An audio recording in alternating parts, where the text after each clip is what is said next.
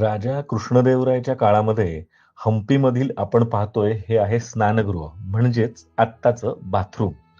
3 kilometre लांबून त्या काळामध्ये म्हणजेच 15व्या शतकामध्ये कमलापूर लेक मधून खंदक खणून या ठिकाणी पाणी आणलं जायचं. राणीचं स्नानगृह हे चक्क 75 चौरस फूट मोठं आहे.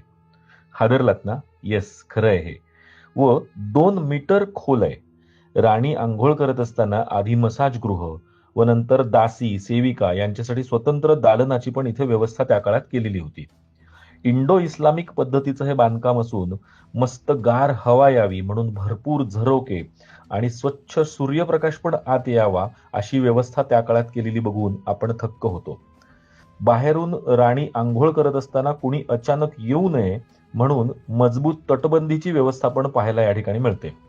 छतावर 24 प्रकारात कोरलेले नक्षीकाम पाहून तर डोळ्याचं पारणच फिटतं.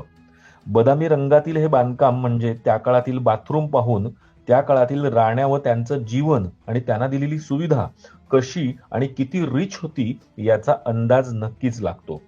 हम्पीमध्ये गेलात ना की या बाथरूमला न विसरता मात्र भेट द्या.